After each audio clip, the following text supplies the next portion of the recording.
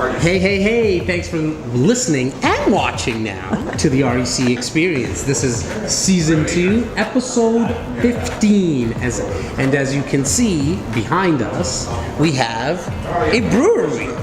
Hence the slurring.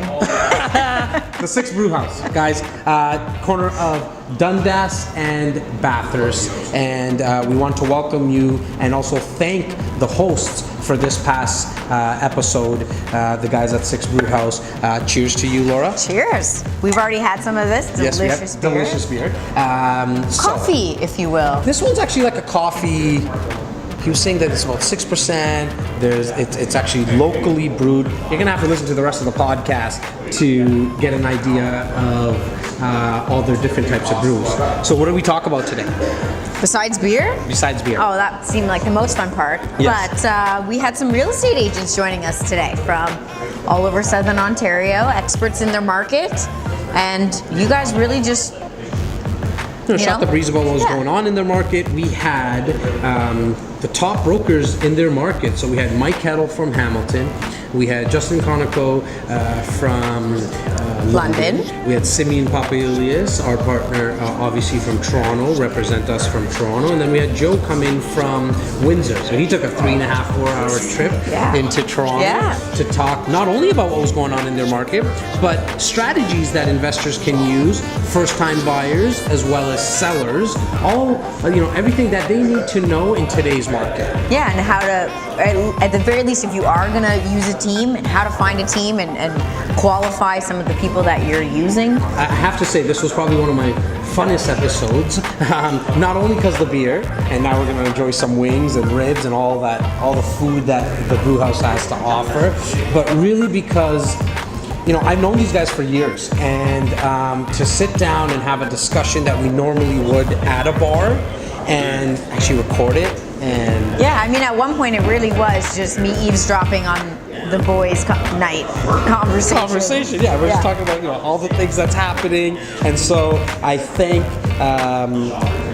all the guys that joined us today because they actually drove into Toronto just to join us. Not only that, they just provided tons of value. They gave away all the trade secrets, as we always try to do here on the podcast. So guys, as always, give us feedback.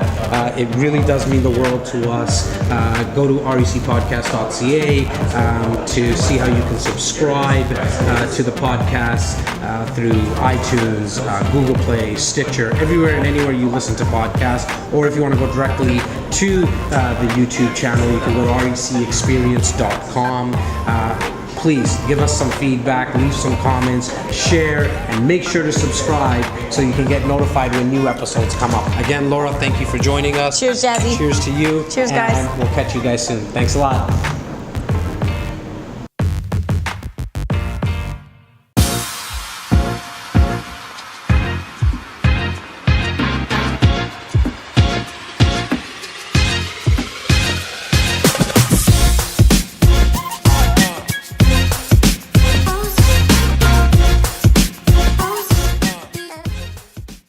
Thanks for joining me today. I'm going to have you guys introduce yourselves in a minute, but I wanted to give a little context to the discussion on why I really wanted to have this sit down.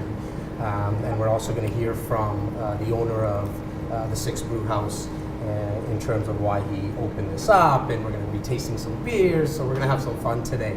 But growing up, one of my favorite movies was Godfather. And one of my favorite scenes in that movie was when the five families had to sit down and have a little discussion on what's happening in Manhattan. Don Bassini, I want to thank you for helping me organize this meeting here today. And also the other heads of the five families. And the way that it was shot, they had, to my Italian friends, a lot of capricolo there, some prosciutto and some vino. But the way that it was shot with the five families talking about what was happening, it really stuck with me when I saw it a couple of weeks ago again. And I said, I gotta bring the top brokers in Southern Ontario together and have a discussion on not only what's happening in their specific markets, but some of the stuff that they've seen in the past with investors, mistakes that investors have made. So people who are listening and now are YouTube watchers, they don't make those same mistakes. And then I know, because I know each and every one of you guys, you've made some personal mistakes in real estate. And so if we can share that, obviously what we're trying to do with the podcast is bring as much value as we possibly can. So I'm going to allow you guys to introduce yourself and give us something good, not just your name and who you're, where you're from and what city you rep. So starting over to my right, a lot of people know you obviously because you and I, we're business partners, but we have a lot of new listeners and a lot of new YouTube watchers. So I want you to start all over again, like sure, they don't know you. Sure. So let's pretend nobody knows me. Perfect. Let's pretend that we don't know real estate. Let's just talk Sometimes about your wife doesn't even know you because she doesn't see you often. Right? It's like, I get it. No, I think if we're going to do this, I do agree it is a good way to start from scratch and kind of give our personal experiences, because that's kind of how you become. And I don't want to use the term top broker because that's doesn't mean much to anybody. An experienced broker, one that can provide value, and I'm not trying to toot my own horn. I definitely know when I provide value and when I don't. I definitely know my place in the investment world and where I can get involved and where I can't. Are there more experienced brokers? Are there better per se brokers? Sure, you can call it whatever you want. Mm-hmm. But I definitely have confidence in my ability, and it all stems from just grinding it out for more than a decade. Awesome. So my name is Simeon Papailias. I'm a commercial and investment broker. I represent Toronto and the Greater Toronto area, and I take pride every single day in and out in every single deal that we get involved in touch, which is many. Again, I don't know how much you've stressed it, but we go over 600 transactions a year, and when that many deals pass through your hands, it's safe to assume that year in, year out, you learn something new every single day. Well, I like that you mentioned that because we would be silly if we didn't see some patterns. Right. By having that many transactions, and obviously with the other gentlemen at the table today, you see a lot of patterns happen where people make mistakes, and you also see where all the successes happen as well. Sure. So, handsome fellow to Simeon's right. Start off with your name. My name is Joe Fallea. You had a short drive over here today? Yeah, it was 3.5 hours. It was good. The traffic started around London. Yeah. This gets a little bit thicker as we get into the city. Yeah, I don't understand how you guys even find parking. I mean, this doesn't even make any sense. Yeah, everyone just opens up places and no one thinks about parking. That's it. Yeah. Well, now we here in Toronto, we need a lot of condos because we have over 100,000 people coming, and we just don't have enough supply. So that's why any parking lot we see, and we've been saying it for over a decade now, you're not going to have this anymore, right? So that's why parking is obviously tough. Yeah, and parking is pretty valuable, I guess. So how long have you been doing real estate in Windsor? So I've been buying and selling real estate myself personally for the last 25 years. I've been in the business for the last 2 years. What did you do before that, Joe? I was a restaurateur. Uh-huh. So I had a restaurant, I had a catering company. I did very well. I was very successful. Had over 5 different locations at different periods of time. For sure. And I retired from that 1 year ago to pursue this career, sort of something I really have passion about, and kind of just do my own real estate and help others invest and buy and trade and sell. And I love the fact that Simeon also comes from Yep. the background of being in the restaurant business. So we're going to touch on that a little later on today. You hear it all the time. I want to get into the restaurant business because I can cook some food. This is going to be so glamorous. And, a couple of these, and I see the owner, my boy Jeff, there in the background, and he's living it, I'm sure. And we're going to talk to him a little bit later and really get inside, like what is it about the restaurant business that entices people? And you don't see a lot of them succeed. So we definitely want to touch on that a little bit later. But it's the drive. Awesome. The drive, yeah. My boy. Yeah. Mr. Heddle. That's right, from Hamilton. My name's Mike Heddle. I stumbled into this business. Okay. And saying that, it was my last year of university, and I'd spent some time down in Panama. Now I went to university for 7 years. Wasn't sure what I wanted to do with my life, and spent some time down in Panama. We were chatting about this earlier, and real estate piqued my interest. I thought I wanted to. I come from a background of engineering and economics and commerce. I thought I wanted to develop real estate internationally. And the first place I started was maybe I'll get my license.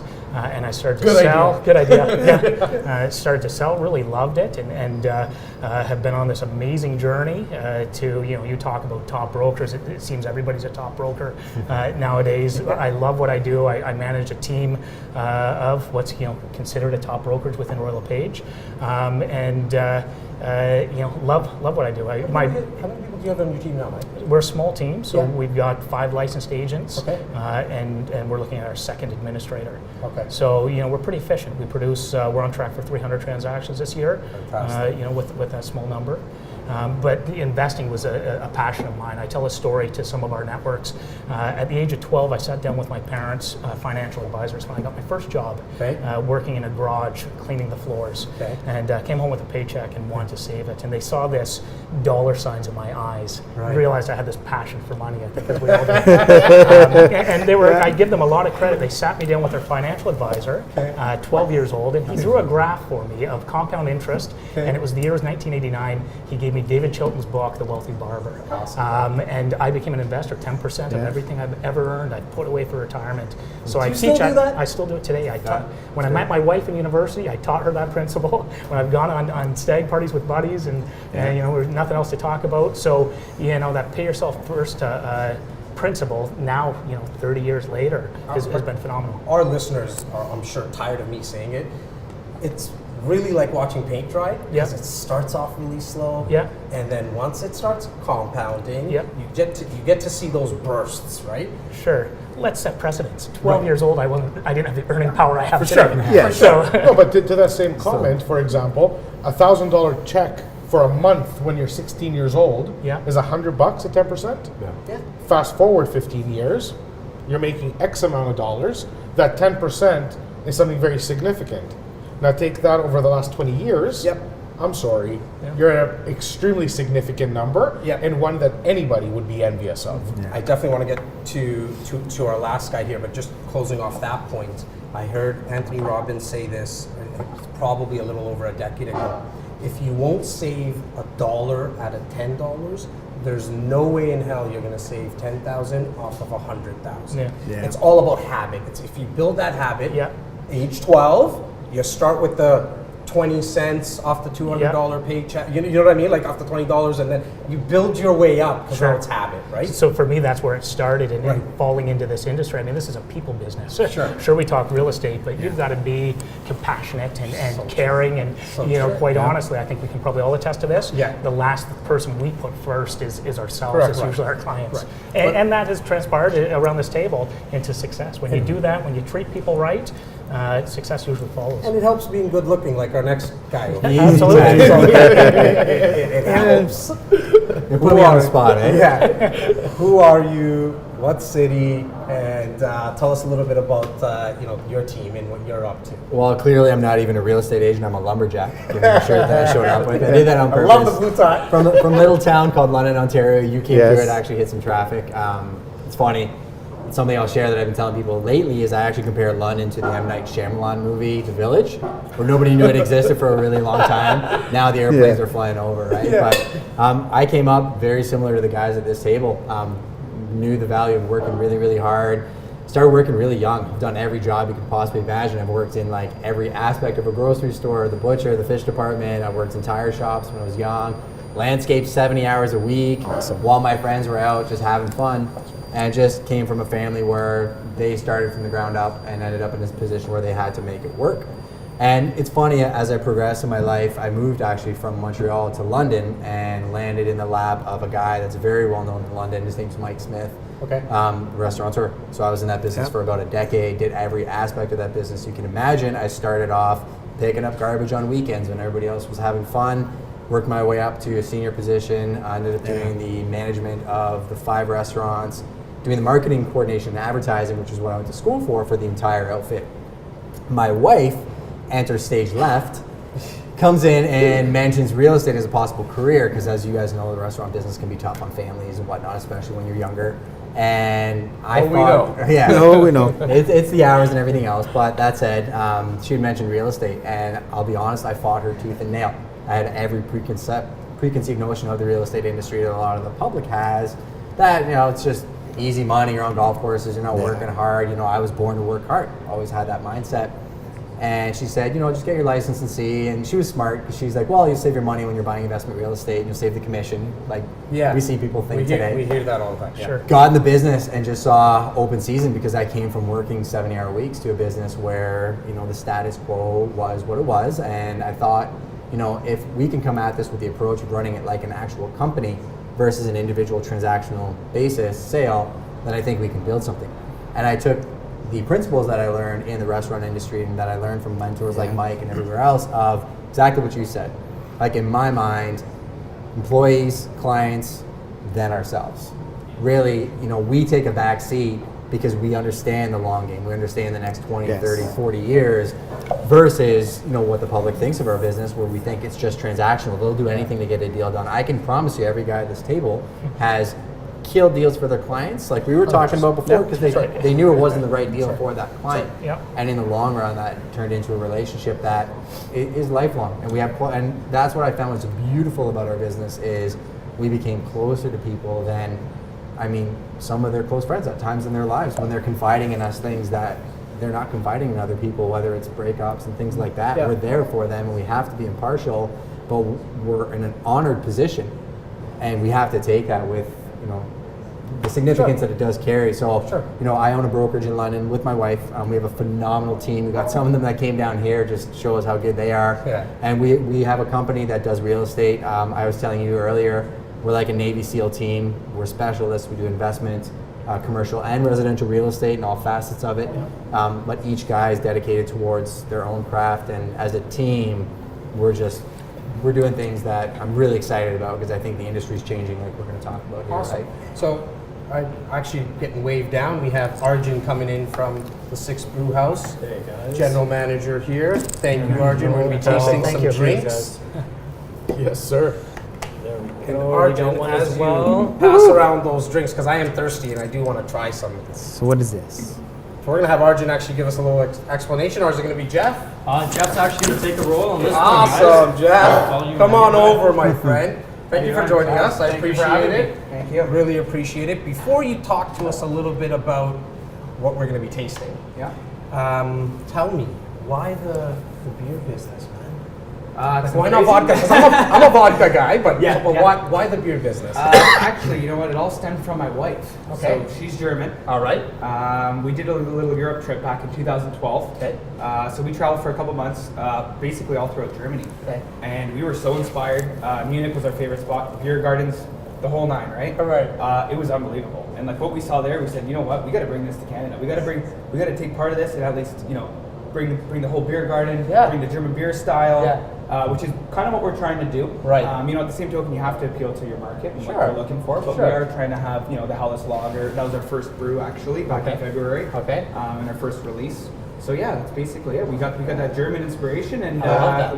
we saw the void here, and we want to fill it. As you said, trying to make sure that you're working you're targeting the market that you're in. Is that where the name came from? I guess the Six Brewhouse. Basically, we're making a play off. Yep, absolutely. Obviously, the off Six. market, And people our get it. boy Drake made that really big. So Yeah. thank you to Drake. Right. Absolutely. So I guess that's where the name came from. Basically, where the name came from. That's the inspiration. Everyone knows the Six, so we're kind of just trying to ride off of Love something that's kind of hip and young and cool. So what are we tasting here, man? What are we So going to be this guy drinking? here, so this is part of our, this is a cherry screaming kettle sour. Okay. So we have a screaming kettle sour series that we All just started. Right. This guy specifically is cherry flavored. Okay. So yeah, every couple months we're gonna be rolling out a different flavor. Oh, that's But neat. basically, yeah, this guy's it's very approachable. Right. Medium bodied beer. Okay. It's bit sweet, bit sour. All right.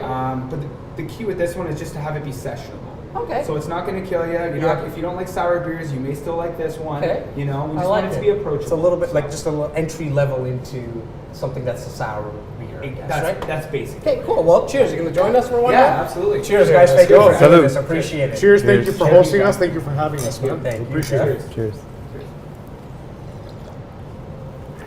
And as you can tell by my clear cup, they also have drinks for people that don't drink alcohol. As these guys know really well, obviously, right? We've all hung out lots. Have you drank before? You like it? I did, yeah. I Did you drank drink? my entire life, actually. Yeah? I was in the restaurant business for Yeah. over a decade, so how Right. do you not drink? Right, But it right, was right. a personal choice Awesome. that I made, it's been 5 years now. So Hey, what'd you guys think about? I know you're a big beer drinker, Yeah, it's Mikey, so fantastic. talk to me. What'd you think? It's excellent. We're certainly in the golden age of beer, aren't we? Yes. Right, in the last So couple of true. years. So it's true. fantastic. I'm new to the craft beers, and I'm really liking the IPA. So the sours are a little bit new to me, but this is fantastic. Simeon, Yeah. what's your Me as thoughts? well, to be honest with you. Yeah. I actually love it as a beverage, and to me, it doesn't even taste like beer. So to me, it's a new like. Obviously, you can taste the beer. I love the color. Not to cut you off, so I love the color. And I love what it does to my taste buds. I think it has a sour tardiness to it. Yeah. That hits you in the back of the palate. Yeah. And I absolutely love it. So. Joe? It's great. I'm a wine drinker. Are you? Yeah, Okay. I have a beer every once in a while, but Yeah. I'm like totally into the wines. Okay. But it's awesome. This is good. It's like you said. It's like a beverage. It tastes Yes. like a beverage. Can I ask you a question? Yeah, What's the culture like around creating and making beer? Like obviously it's changed with the advent of what you're doing right Yeah. now. Do you find it's a collaborative effort? Absolutely. That's a great question. There's a bunch of us here that sit down and we are constantly talking about it, finding new improved ways to, new recipes to Okay. build. Yeah. You got to do your research that expands far beyond Toronto as well, right? So you just want to be ahead of the game, and if not, you at least want to be relevant. So we noticed, like as I said prior, I'm not huge on the sour scene myself. Yeah. But I saw that there's a lot of good breweries in the city that are doing sours very well. And I saw that there's a huge demand for it as well. Myself, I like something that's a little more beer tasting. And this has hints of beer taste to it. But you do want to cater to your market. It does and feel light. So that's kind of where it It's comes very from. light, right? Very Yeah. light. Yeah. Yeah. It is not a light. heavy beer. Yeah, it's a very approachable sour, I would say. So Awesome. I Thank you so don't know. much. I don't know what we're going to be trying, but we had the honor that Tyler had brought some delicious beers from here back to the Yeah, harborfront. It looked like the ones at the bottles right there. Yeah, Brought to the harbor. So towards the middle or end of August, Yeah. we had the pleasure of trying some of your brews, and they were phenomenal. awesome. So it's a job well done. Cheers, man. Thank you. Cheers. The guys were just at the corner of Salute. Dundas and Bathurst, just west of Cheers. Bathurst.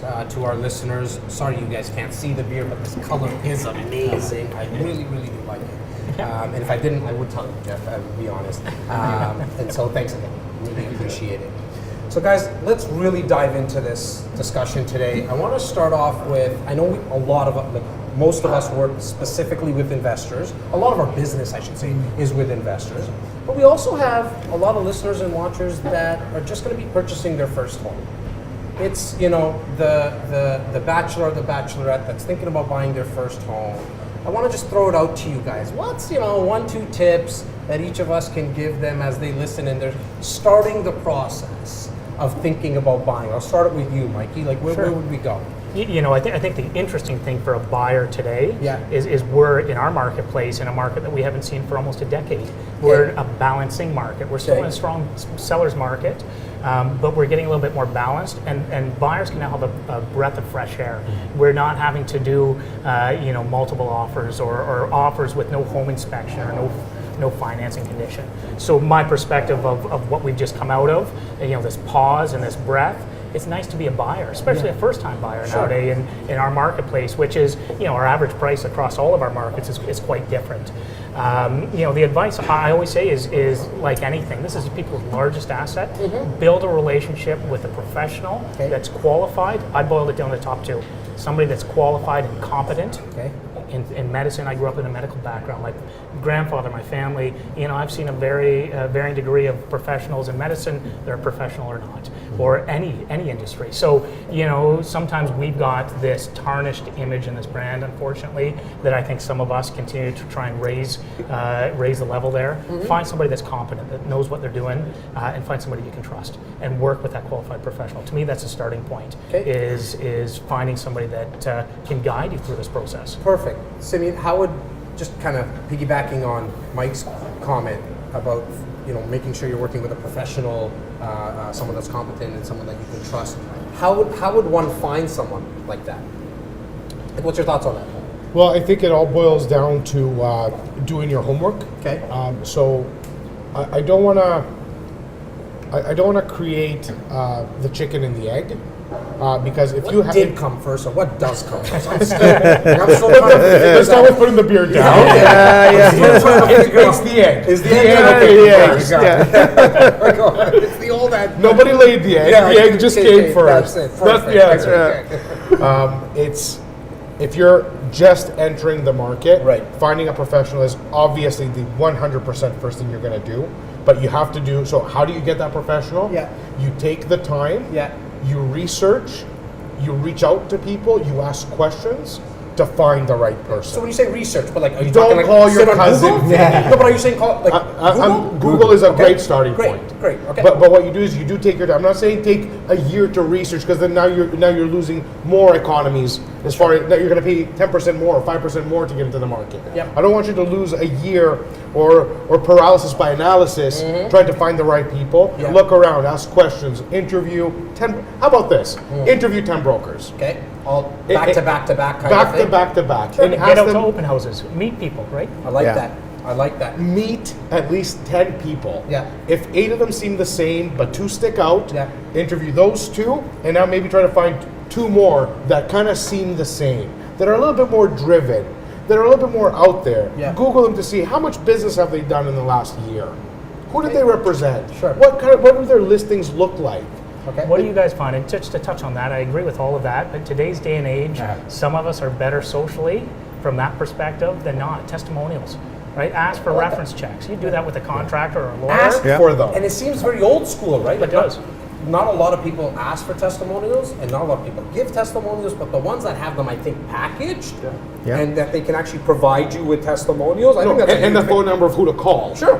I'm not talking about Sue Yeah. M. Right. 1982. Johnny M. No, Right. none of that. I'm amazing. No, that you ask that broker. Right. Who can I call your last 3 clients? Not 3 clients. Yeah. Can I call your last 3 clients? Yes. You know, Canadians are too nice.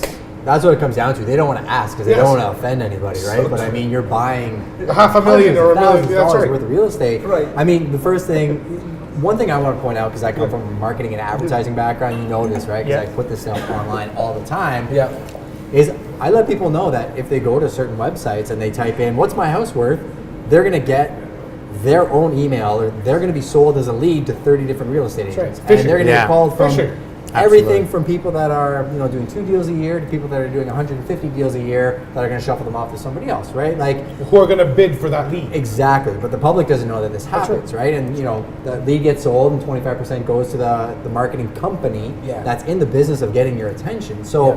Don't get fooled by the advertising tactics. You're pulling that are back out the there, curtains but- again. I love it. Here I we love go. it. Here It we is what go. it is, Let's right? go. Like Zillow's coming into Canada. I know. And it's funny because I was listening to a podcast, and this is for agents out there, anyways. But they were talking about why are you? I thought you scared only of- listened to our podcast. I listen to everybody. Number one, and then everybody else. But they were talking about Zillow in the States, and Zillow's huge, right? Type in what my house is worth. They'll pump out a number, might be $50,000 off, but hey, people get fooled. Yeah. But they were talking about Zillow, and agents down there complain about it like crazy, saying, "Oh, they're going to get rid of real estate agents." Why would they get rid of real estate agents when Zillow makes 75% of their money off real estate agent referrals? So they're in the business of keeping real estate agents fed and feeding the people to the agents. I think to wrap that up in a bow, if you're one of those people, do exactly what you said.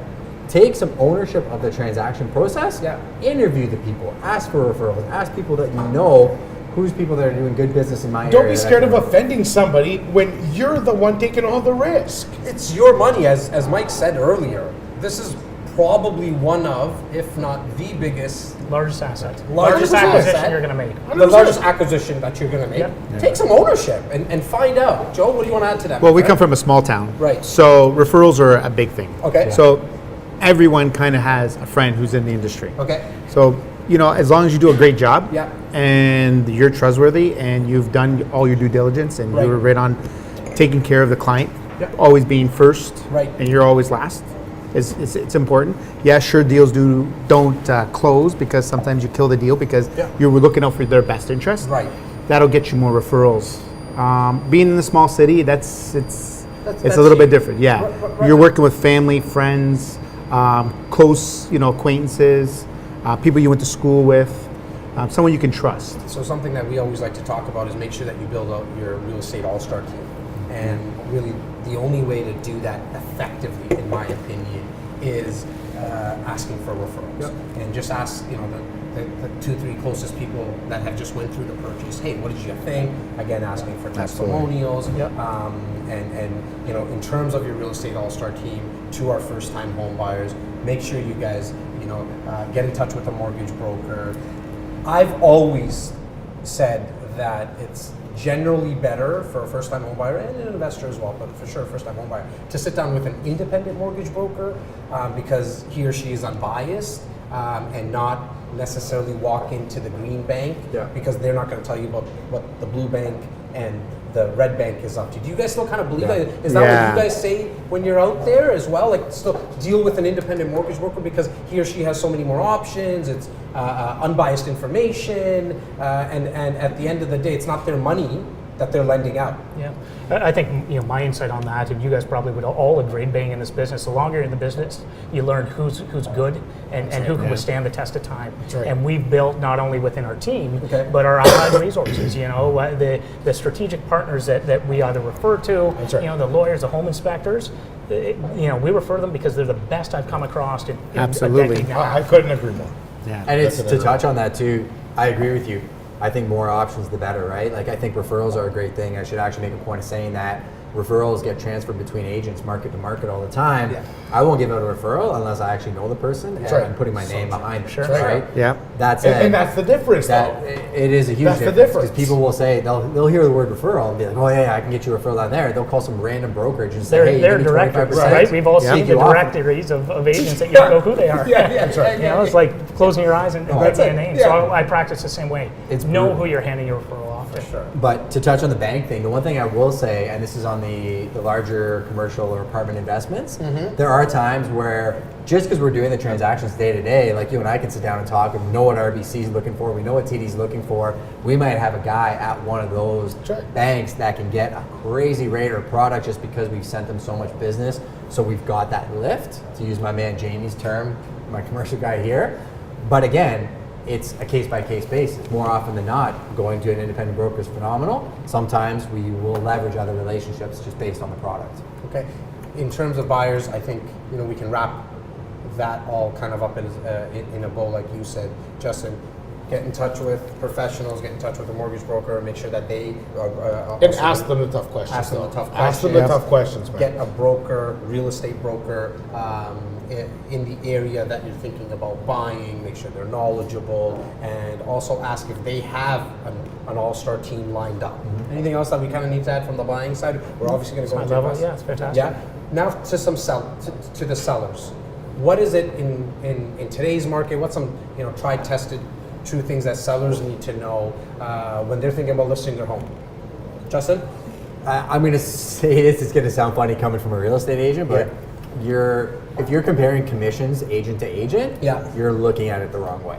Elaborate. Because you're not going to get the same results from each agent that you're working with. And I'm not saying one way or another, somebody that charges a little bit less maybe gives you a reduction because of relationship, or somebody that charges more is necessarily going to get you more money, but it goes back to what we were just talking about as a buyer, vetting the right person for the job. Do the same thing on the selling side. Hey, if you find a guy that can do it for a little bit less money but net you 25K more, use that guy. Right. But if you're using a guy that, let's say it's a $400,000 sale, and is going to charge you 1% more than the other guy, the other guy sells it for 400, and the guy that charges you 1% more sells it for 420, who'd you make more money with? Exactly. But nobody does it that way. They look at the 400 and the 400 and they think, well, that guy's charging me, well, I'm saving $4,000, but they left 16 on the table. Isn't That's it interesting the that the discussion is never commissioned for a buyer agent, but it always is for a seller's agent? And I could argue that the buyer's the one that pays. Of course it is. 100%. So, Actually, I never thought explain that. I've used it 1,000 times. Right. Yeah. Because it's the truth. I guess if you look at it from an economical standpoint, who's paying the fees? Sure, it comes out of the seller's proceeds, but the buyer's the one that shows up with the check. So, I think in probably true economic theory, they're both paying the fees to some regard there. Perfect. So, back to me, find that qualified professional that's competent and that you trust and is going to represent your interest.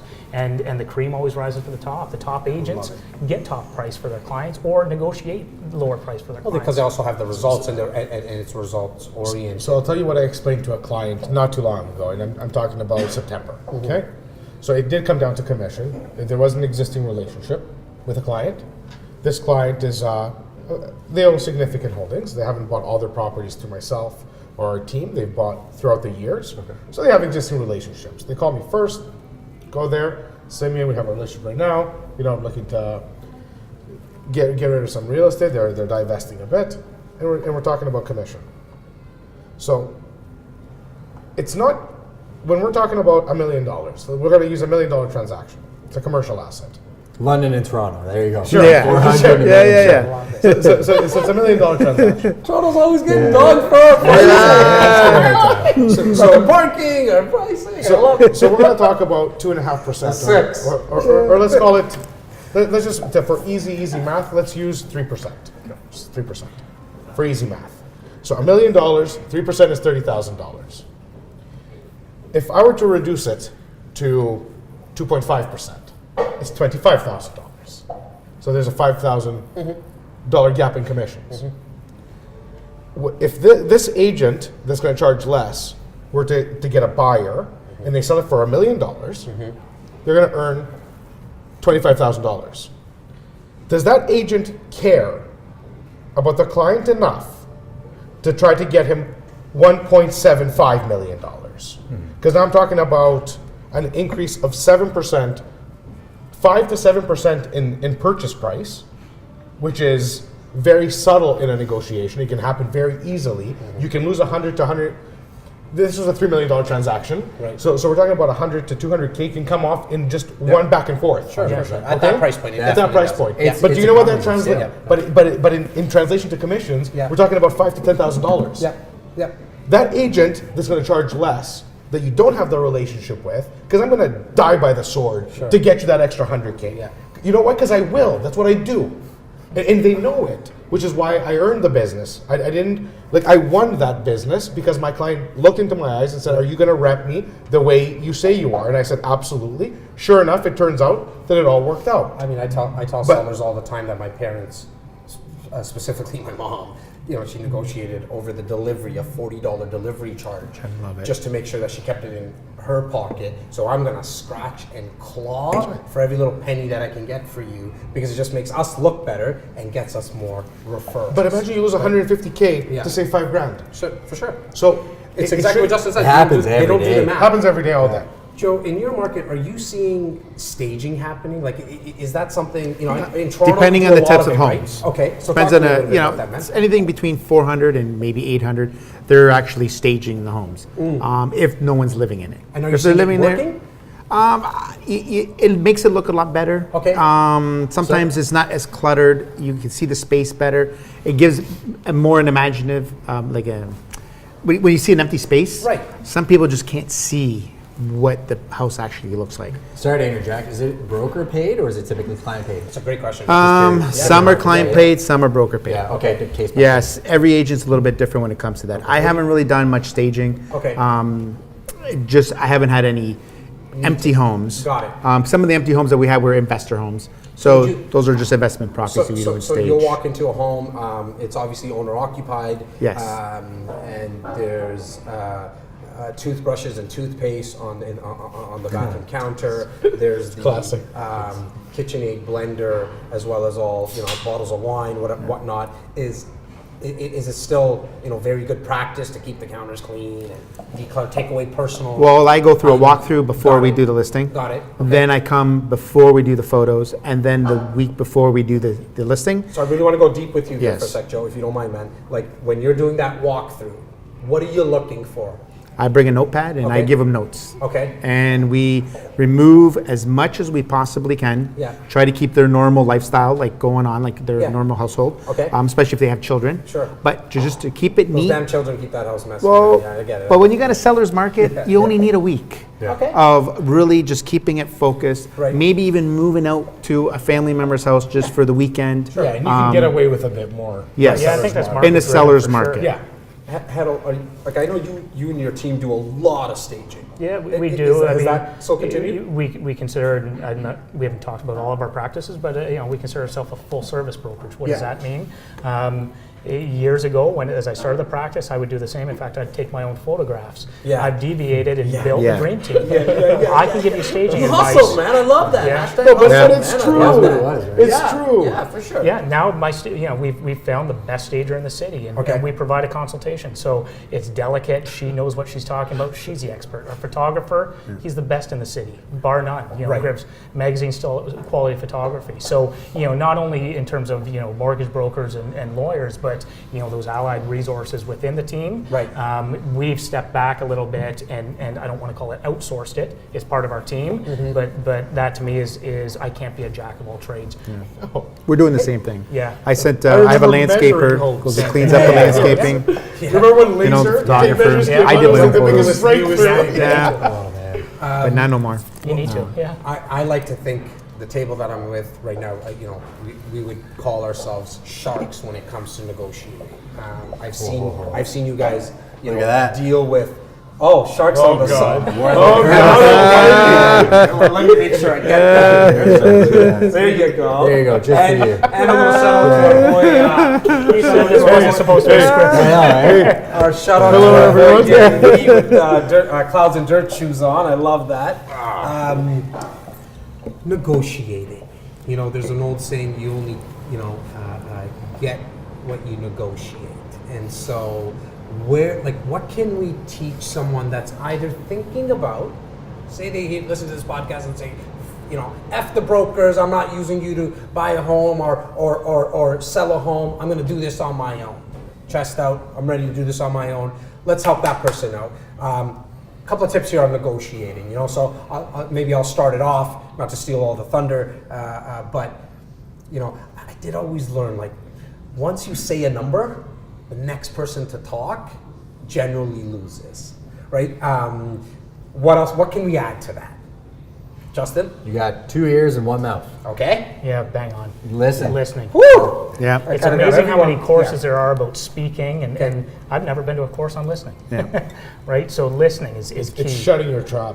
right? I Finding say out what that, they I want. talk. It's shutting your trap. So less is more. I think that's a good starting point. Okay. Finding out, that's an easy way to find out what people want. Okay. And once you find out what they want, whether it's price or closing or other terms or just to be heard. Right. Some people just want to be heard in a negotiation, and it doesn't matter about price. So, Isn't there issues with email offers now? Like we're getting a lot of asking for email offers. There's no negotiating Yeah, in those you know what? situations, and Joe, it makes that's it a great very point, difficult. man. That's a great whole point. different thing. Yeah. becoming a lost art. Yeah, like me personally, I do miss the days. So I've been doing this for almost 14 years. I miss the days when I had to go to the kitchen table and see the other realtor across the table, or really the seller when I'm negotiating on the buyer's behalf. Because there's no more emotion involved when Yep. you know, obviously when you're faxing, but now when you're emailing, there's really, it's hard to tell what people want. Dude, I find excuses that I'm not near a machine, a phone, scanner, yeah. and I need to bring it, and I just got like it signed. that. I like that. And You force it has You helped force me it. on multiple times Right. because the owners sometimes, the sellers, Right. are emotional about their property because it's not a commercial property. I wanna elaborate. And they're very Remind happy me. that someone has showed up and put effort towards it. And at least I Right. give them a reason why we want this home so bad. And maybe a reason why you won. Yeah, Because that's exactly. how you win. Yeah. When you force people out of their comfort zone. For sure. But I want to elaborate something that Mike said. What's up? What Mike said. People typically, not always, but typically, and I would put that number at 8 out of 10, all they want to do is talk about themselves. yes. That is the biggest, I don't want to say weakness to exploit, but I'm going to say it's the biggest weakness to exploit when we're negotiating and we're representing somebody's best interest and their tens and hundreds of thousands of dollars. If you just know when to shut up, ask a couple of nice questions, Yep. and just let them spill it all out. I They think- will tell you exactly What they where want. to hit them. I think on that, and you're hitting that. If you find out what they want, if I know what you want in a negotiation, Yep. I've got you. Yeah. Gotcha. Yeah.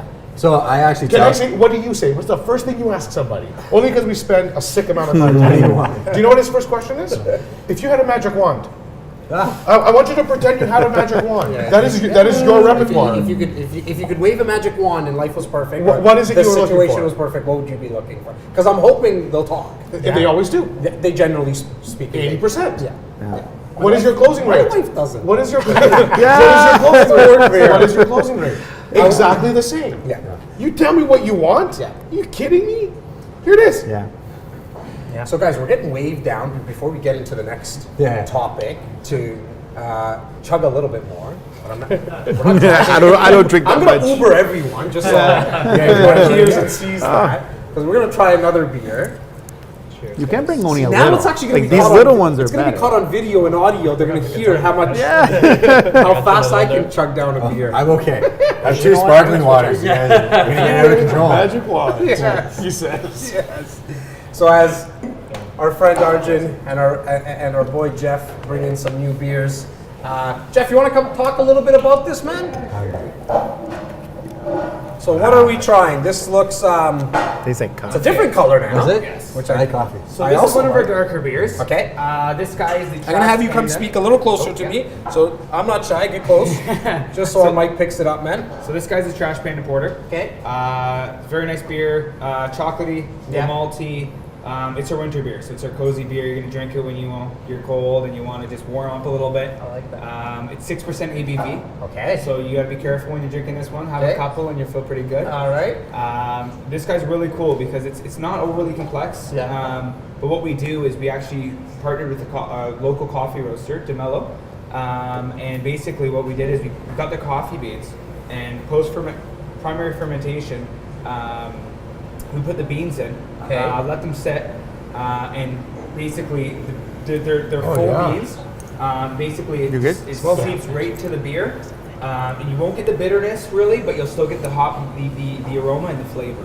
All right. So without the bitterness, that's how you do it. I'm not going crazy. I just want to smell it. It just I thought you were gonna break right there. I thought you were gonna break. Let me tell you how I really feel. Cheers again. Yeah. Salute. Cheers. Enjoy. Thank you. It does have a beautiful smell to it. Oh, that's deadly. So different. I can't believe it. Very different. So Love it. can I tell people if I drink this in the morning, I'm drinking a cup of coffee? Like, is that- Absolutely. yeah. Okay. Pretty Because much. it tastes like coffee to me. cold so- brew. Yeah, man. It's good. I like that. It's cold. I like Cold that. brew for real. I like that. Yeah, good guy. Awesome. Thanks so much again, Jeff. Appreciate that, buddy. Can I touch on one thing actually Yes. about our last conversation? Yes, you can. It does taste like And coffee. it's actually something I do when I'm presenting the listing agreement to sellers and share this with you guys and the audience, whoever's watching. I actually spend a lot of time talking about the referral of inquiries clause with my clients. Okay. And the referral of inquiries is essentially anybody that's interested in your property, you're going to tell me about it. Or same way as a buyer, right? If they Yeah. find a property they like, they're going to tell me about it. And I'm not doing it because I care necessarily about controlling everything. I do it because I know, again, Canadians are really nice people. And if they're outside washing their car and somebody comes up and it's an agent or it's somebody that's looking to buy it, they may have bought 30 or 40 properties in their life and they know the leading questions to ask. And as they're washing their car, they may say, oh, we already got a property under contract. We're moving on this day. Yeah, we really, you know what, we think we might get list price, but we don't know. They're giving away tens of thousands Yes. of dollars. Tens of thousands. Every point of leverage matters, Good for right? you. So I tell them, play stupid. I don't know anything. Call Justin. And that's Yeah. it. It's so- Just leave it at that, right? Good That's for what- you. our That's job, great right? I'll advice. quickly add to that. When they ask, I always tell anyone that's listed exactly, if you're home when there's, try not to be home. That's another great tip. Try not to be home. Yeah, they're awkward. If the appointment is booked, just step outside. If you have a dog, take the dog for a walk. Whatever, go to the backyard. If they ask you, when are you thinking of moving? Call Jas. When are you thinking? What type of price are you looking for? Call Mike Heddle. Like, what's the weather like? Call Cindy. Yeah. You know what I'm saying? Like, don't say anything because once you start, Yeah, I've been telling the yapping, weather for years. then you'll know. They'll find, like, especially realtors or people who are in the business, they are very much trained to ask those questions to get more information. Mikey? Yeah, the interesting Yeah. thing there, it's our legal duty. So if the buyer's agent asks a seller, they're by law have to go and tell the seller that, I know. or their client, sorry, the buyer that. Well, and that's why I don't know what your guys' thoughts is, but a lot of sellers will say, you know what, I'll deal with an agent that's also going to bring in the buyer at the same time. Yeah. It's an interesting topic. So like Joe, do you see that a lot in Windsor, or what's happening over there? Well, Do you see people multiple from representation? Toronto coming down, Again on Toronto. they call every single listing agent and they book an appointment with 25 agents and they go see 25 homes. Right. And never makes any sense why they do that. Well, no one's looking for their best interest at that point, because especially when they know they're here to see 25 different places. Or maybe they don't trust anyone. Yeah, they feel that they're going to get a deal from the buyer's agent or the selling agent, and the selling agent has to do their due diligence. It's like and they going to cannot divorce just, court. yeah. It's like going to divorce court with the same lawyer. It just doesn't make sense. Either do it on your own, because, you know, and I keep on stressing that because I don't want people listening and watching thinking, sure, there's, you know, 5 realtors and 5 brokers at the table drinking some beers. Obviously, you guys are going to say, use realtors. If you want to do it on your own, there's enough value that we've given through the podcast and there's tons of value through everything. You know, go to Instagram and check all that, you know, and Google. But if you're thinking about doing it with a broker, make sure you separate the two. Would you guys not agree in that sense, right? Keep it separate as much as you can, because then you do have representation. There's not a guy at this table, I'm just thinking of this as you're saying it, who needs a transaction to keep the doors open at the broker. Right. I like that. I'm just saying that. I'm not saying that because, you know, it's to lift us up or anything, but it's like going to a mechanic that needs to change your ball bearings to pay his rent for the month, right? Yeah. You know, you need to work with people that aren't beholden to any one client, because they're just going to be honest with you, because it's what we've been talking about. They're going to tell you the hard truths about your house when it's time to list your house. They're out there. We've all seen the agents. I call it commission breath. I can hear them talking to their clients, and they need the deal that badly. And it's so sad. And it's so sad because sad. whose interests are they truly representing? And that's where I talked earlier about elevating the level of professionalism, you know, within the industry, that separation of independent advice. At my first deal I ever did, I gave advice to a family friend that was going to try and sell privately, and he had bought a home, you know, privately, and really behind the 8 ball when he called me in the 11th hour. So the same, you know, love to have your business. I'll say that all the time. I really want your business. I'm prepared to do whatever it takes within the boundaries of the law. Right. But if you want to try this with somebody else, be my guest. Have at it. Okay, so now I'm going to go around the table and talk a little bit, really quickly, about your individual markets, because the fact that the markets that are being represented at this table are obviously big players in the province.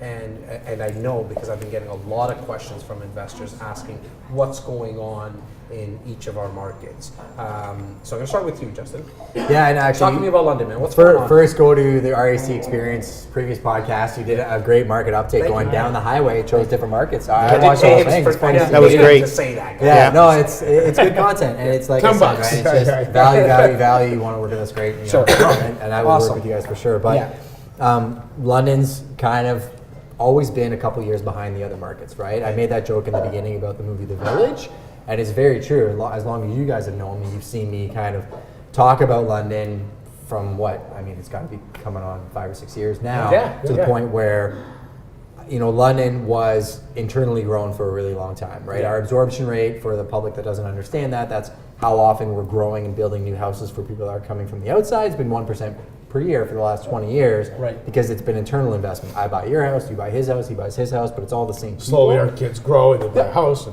Exactly, but as the economics have pushed people further west towards London, we're seeing a big influx of outside money coming in. So what we're seeing is a huge adjustment of people from your area coming to London and saying, I can buy that house for $500,000.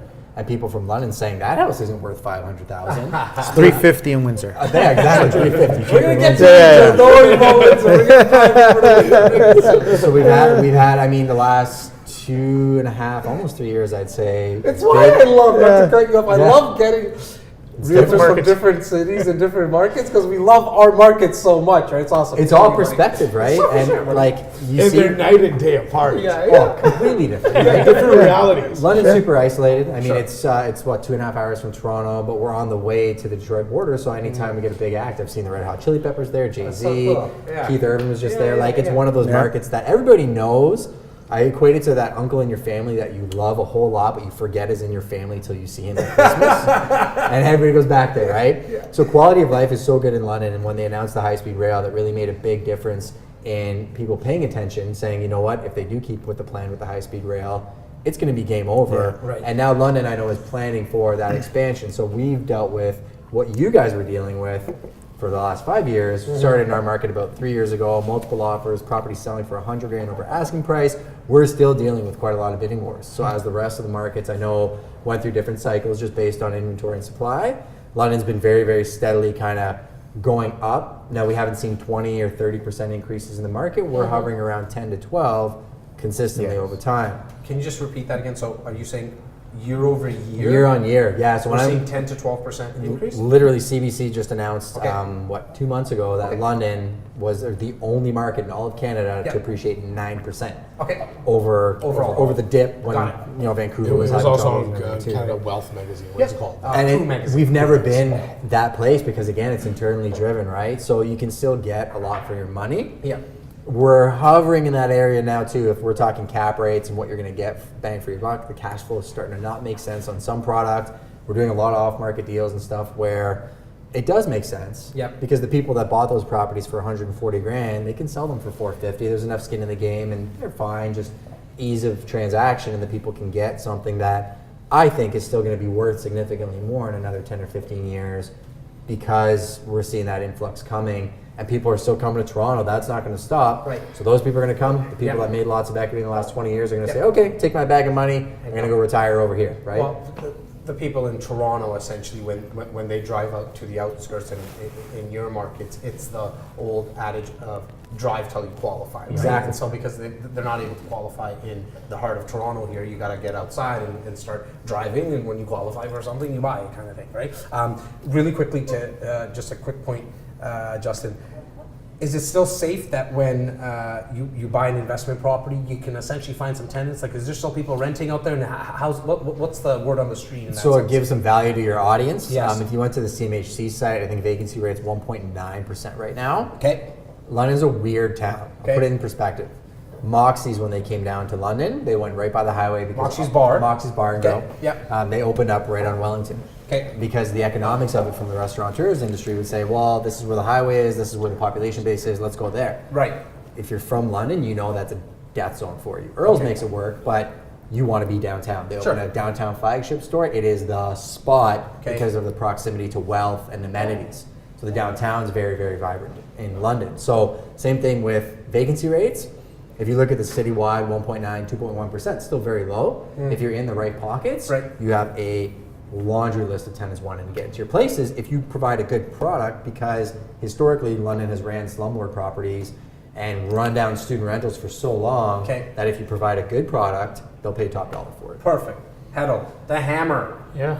of Hamilton. Last I've time always, I've always loved talking about Hamilton, because it's like it's not that far from us here, right? Sure. And I've been there tons of times, the Cops Coliseum. Yeah. But it's always been interesting to me, Hamilton, because it's always on the list of going to be the going to be like what you're going to see the highest appreciation. Yeah. So what are we seeing there right now, man? Yeah, the last time I was in Toronto, I don't get Okay. into the city very often. Yeah. I was actually walking down Dundas Street, and I heard two people in front of me saying, Hamilton Market's hot. Okay. I mean, as a Hamiltonian growing up, I didn't want to tell people I was from Hamilton, right? You know, we had a third eye, and we were a steel city. So, you know, that's no longer the case. And So no longer the Steel City? no, in fact, from a manufacturing or the biggest 5 large industries in the city are Hamilton Health Sciences, McMaster University. So, you know, we're a white collar, and that's been one of the biggest drivers. Yeah. There's a couple of other things, and we often talk. We get to see each other fairly frequently. Right. Things like, you know, the peak millennials. This is a term coined by Royal LePage. We're in that group of peak millennials, which are a huge demographic. That's actually Hamilton's largest demographic base now. Okay. And many top cities try to attract, you know, millennials, and part of that's affordability. You know, we're 45 minutes down the road from you guys. Yes. You know, we've just gone through an election. And the big topic in Hamilton lately was the LRT, $1 billion investment in LRT that has been, you know, some back and forth, and our past mayor was reelected, and he's proceeding with the LRT. So, And when you know, can we're we expect that there? Like, not to quote you or anything. yeah, but last what I've are they heard saying? is 2019 starting, okay, and okay. we're actually going through some expropriation Okay. it was put on hold. But Okay. targets are 2024 for construction. Around the corner, 5 years, man. Yeah. 5 years. So, we have a great average value. Our underlying economics has shifted in the terms of, average income's on the rise, employment's on the fall. You talked about drive until you qualify. We're a fraction, we're roughly a third of Toronto real estate value, our average price point. There's a 33% difference in Hamilton average price and Burlington. These are two cities that are next to one another. Border one another, and there should not be a 33% difference in average price. So there's great value from a residential standpoint. And then on our investment stuff, which is kind of what you started asking about, that's a tough answer to give because what's your strategy? Yeah, we sure. all like the low, slow buy and hold. Yeah. We've got some great opportunities still. Okay. Positive cash flowing, but we are seeing that trend move down the Niagara corridor into markets like St. Catharines where there's even more value. Tenants. Still, like, what are we talking in terms of vacancy rates? Yeah, low. So again, to quote CMHC, on a 3-bedroom, we're running around just over 2.4. Okay, So, fantastic. yeah. Okay, Joe.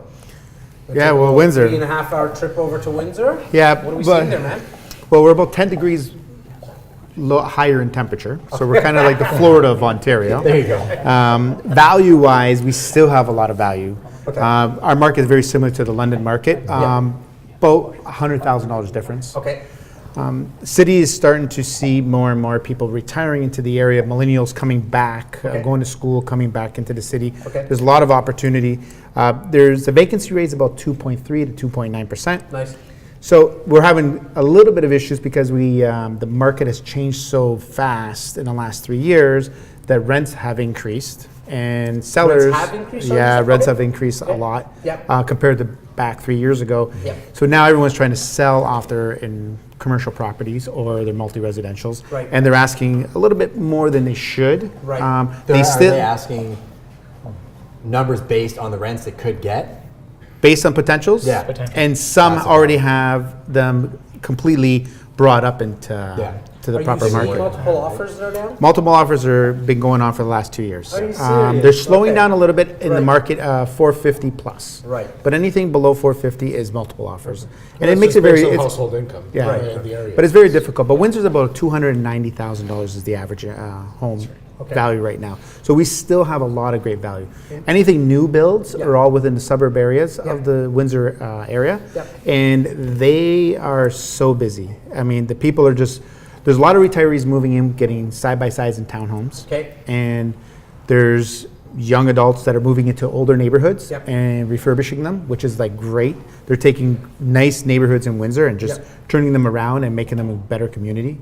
And they're adding value to the neighbors. So In terms of multiple offers, I had a very mutual, a big mutual friend of ours, Mike Heddle, give me a call earlier today, and he said to me, Jas, please make sure that we talk a little bit about with Joe what people in Windsor need to hear when it comes to multiple offers. What's the one tip that you can give someone that's listening right now that is about to get into a multiple offer tomorrow? yeah, it's a little stressful. It's stressful for the buyers. Buyers have been exhausted. There's a lot of buyers we're all seeing, even like in our office. We're finding that buyers are taking breaks.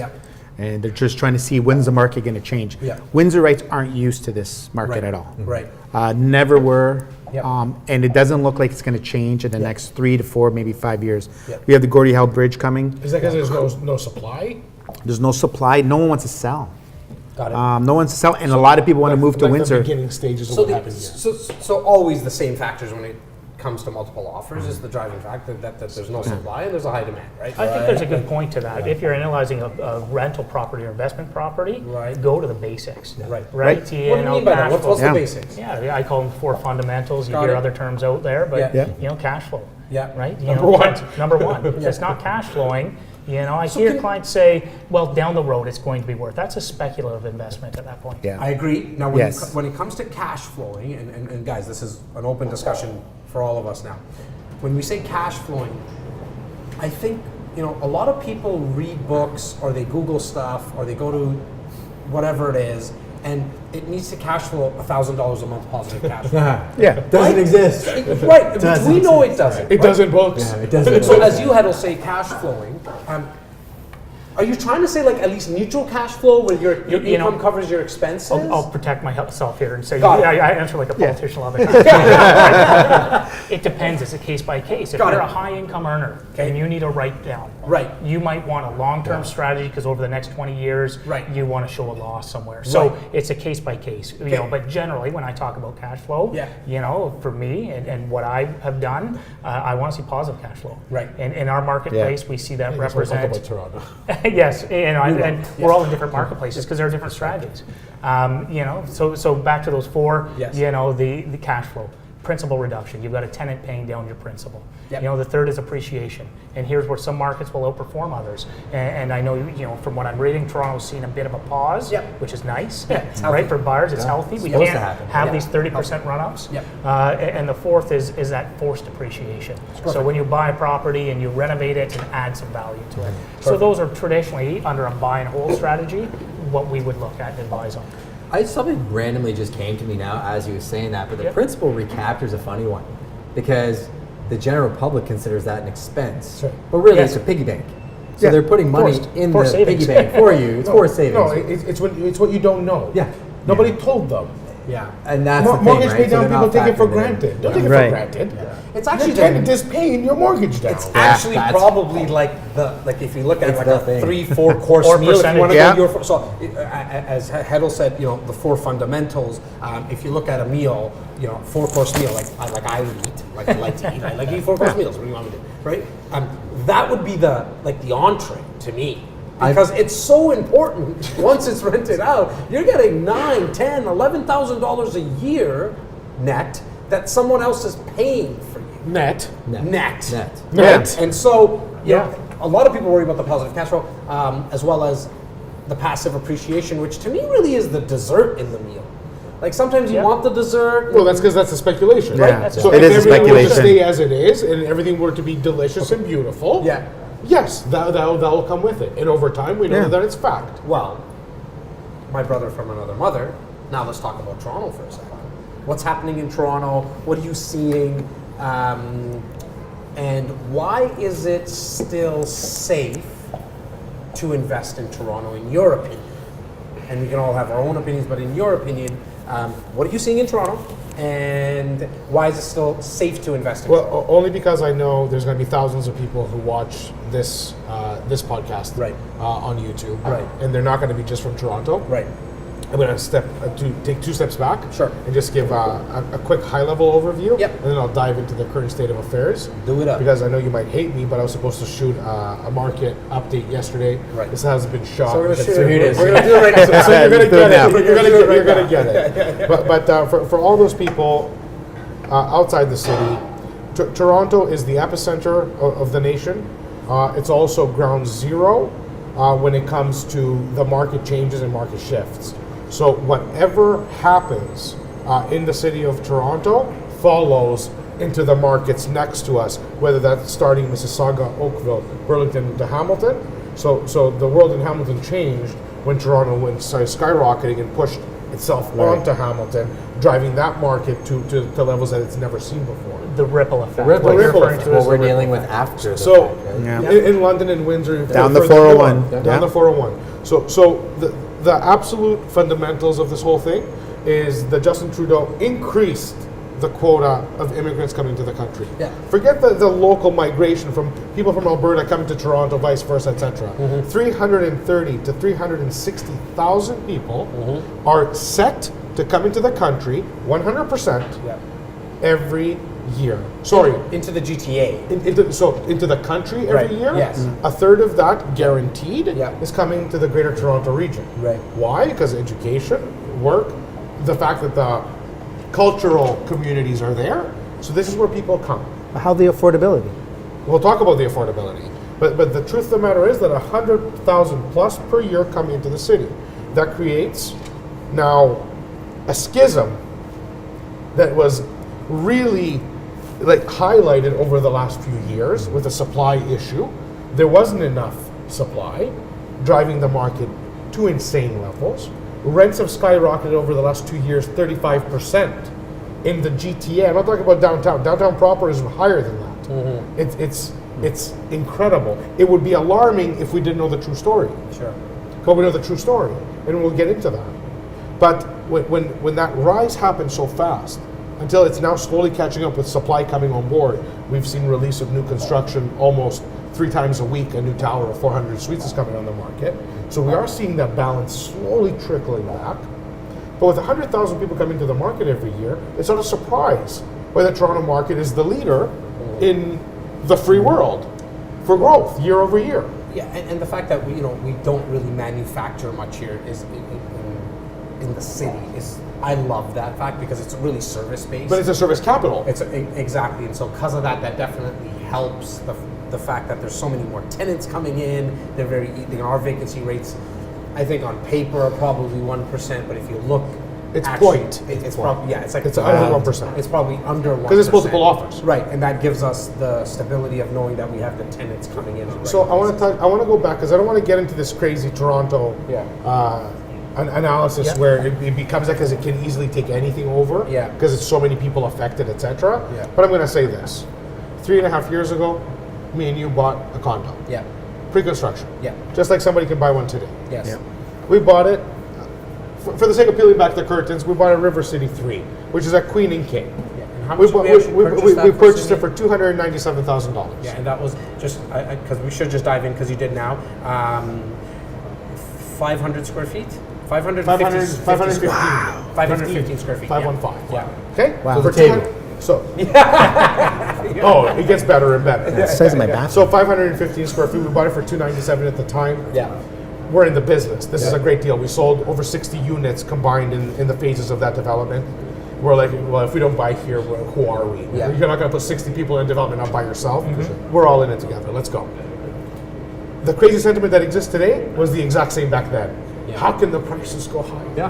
Where are we going? We're in a bubble. How is the rent going to cover? Soft landing. $297. Yes, soft landing. So October 24th, which is yesterday. Yeah. I hate timing anything that we It's do. okay, it's okay. But October 24th was yesterday. We closed on this condo.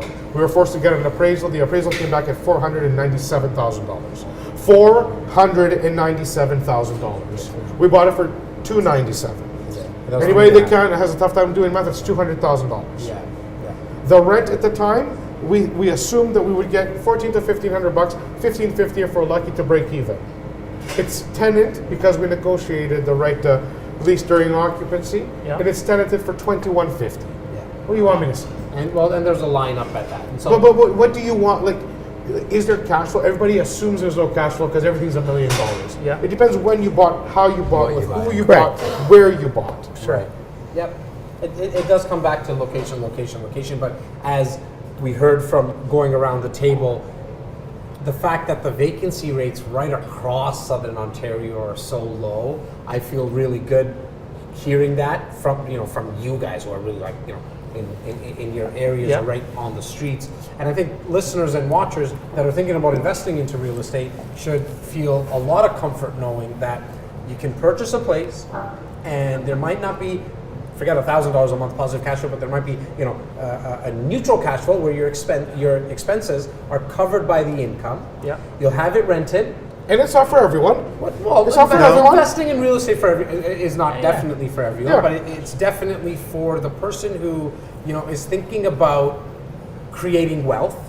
And at least and I would love your guys' kind of pointer on this as we wrap up right now, that there's dreams out there that you can have 20, 40, 50, 100 properties, but if you just bought one and had that paid off in 20, 25 years, how much more, would you not be better off than not have done that? So, Justin, I'm going to go. That's why you're my partner. Thank you. Justin, I'm going to say to you and ask you, what's that one tip to investors, man? We all have stories Yeah. of people that we know Yeah. who were not the brightest cats that went to university that bought property. Friends lived in it. They were disaster houses, costing thousands of renovations, the drywall, everything else, right? 15 years later, those guys have large portfolios, and everybody asks how, right? A lot of those people, I had seen the numbers, and they were negative cash flow. But equated to farming, and I always use the farming analogy when I'm talking to clients about real estate, whether it's listing or selling. If I'm listing a property, I'm farming for buyers. I'm going to every outlet I can and planting seeds everywhere. We're going to find that buyer and get them paid. Investment's the same thing when they're seed planting. They got to realize, A, you got to water the plant. You got to keep an eye on it. But sometimes you forget about some seeds that you have planted because they're so good to you that 10 years down the road, you get these big equity jumps that we're talking about. They take that out and they put it into something else. Now, I'll put a caveat to that because, again, I don't want people to get it twisted because we are real estate agents. We're talking investments. We've seen the success that it begets. It isn't for everybody. No, And no. I will talk people, and Straight you guys up. have seen me do it. I will sit down and qualify, and I will tell people, you're not ready. We need to Straight sit up. down and take a look at what's your why, what's your goal. Because if you think it's going to be quick and easy, it's not. It's hard work. You got to have the right team. You got to spend the time to do things the right way. Because I have also seen people, this is happening in London, left, right, and center. People not understanding the licensing policies in London. They're just jumping on the bandwagon. Maybe they see Yep. a YouTube video or something. They come in, they buy something, not understanding it's non-legal. The city's going to shut it down. Yeah, people forget we live in a communist country. No, I'm just Yeah, they're losing hundreds of thousands of dollars. They're losing $50,000 of property because they're buying something that was a triplex, but they don't understand the new regulations, and now it's a duplex. So you've got to be cautious, and that takes us back to what we talked about at the beginning about Hiring the a team. pro. That's all it comes down to. Doesn't have to be me. I'm just saying, right? Be Work cautious. with the right people. Be cautious and build a team. Yep. Heddle. Yeah, you took the words out of my mouth, so Sorry. I'll come back to that. Well, you got to come up with something new Yeah, now. I think there's a couple of things, and you touched on it. Do it. You know, real estate. So if you're looking at second or third property, you know, maybe it's not right for you. Maybe owning a property, maybe investing in real estate through mortgages or land development might be the right play.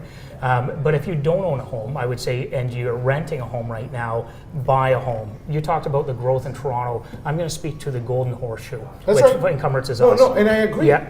I 100% agree. This whole region, and it probably starts with Toronto. I don't know that market, and that's why I'm not talking about it. I know my market.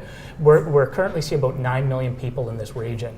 By the year 2041, we're going to see 13.5 million people. That in itself is one of the engines behind this country. This region of the Golden Horseshoe represents a third of all of Canada's GDP. It truly is the engine behind this country, as you kind of equated to.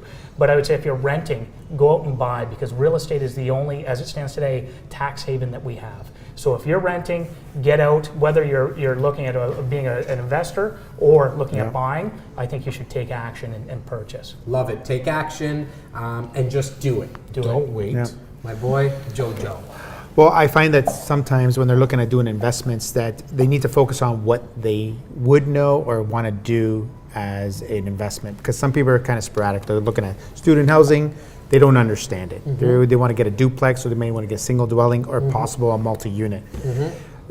As long as an investor is looking at something, and when they start to buy their first property, to learn from it, they can always sell it. Got it. And move on to something new. Got it. But not to jump into something totally diverse from what they're already looking at. Love Because if they don't know the market, they don't understand, like you were saying, there's a lot of rules and regulations that just pop up on different types of investment properties. It makes it very difficult for them. I love that you kind of tied into what Heddle said, because it's do it, and then you're Yeah. saying learn from your mistakes, and that's okay. Yeah, this is absolutely. A nice build. Starting as you look at it as we go around here, you set the base. Yeah, well, plan to here's the qualify. interesting part, because now it's kind of on Simeon to kind of Oh, close yeah, it you off. will. I will close it off with, as I always do, with the tips. But Simeon, what's up, man? Give us that one tip. 1.5. No, 0.9, because you added the 0.9 when the vacancy rate stuff came out. So I'm going to give you one tip. Only because this is geared towards so many people that are not in our market. Right. I'm going to go back to everything everybody at this table said, because they hit every single nail right on the head. Yep. If you think you could do this on your own, Yep. you're going to be in for a rude awakening. Yep. I don't care what market you're in. Yep. You go, you ask the questions, you build a team of pros, Yep. and you succeed. You do not wait to buy real estate. You buy real estate and you wait. So execute with pros immediately. I love the build a real estate all-star team. I'll close it off with my tip, and it doesn't have to be a podcast like mine or mine specifically, or our YouTube channel. But I think my number one tip would be is get educated. Whatever it is that you're trying to do, specifically if we're talking real estate, buying your first home, your eighth home, selling, or investing into real estate, get educated. There's a lot of information out there, i.e. podcasts, videos, because if you don't, you'll allow garbage in, and then garbage out generally comes out. And so get educated, ask the right questions, get in touch with the guys at this table, because they'll bring you value. I've known them personally for years and years and years, and I know they'll make sure that they bring you value first, and then ask maybe for the business. Guys, thank you for your time. You guys drove in outside from outside Toronto because I asked. And so I'm very, very appreciative of that. Even Simeon, I know you didn't have to drive that far, but you're very busy, and you still gave me the time for me, and I can't tell you how grateful I am for that. So cheers to you guys. Cheers.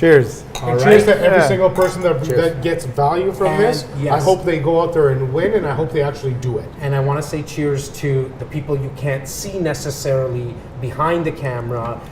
You know who you are. There's a lot of you here. I thank you, and I am also very, very appreciative of everyone behind the camera, as also the Six Brewhouse. You guys are amazing to us today. Thank you, thank you, thank you. Cheers. Cheers. Cheers.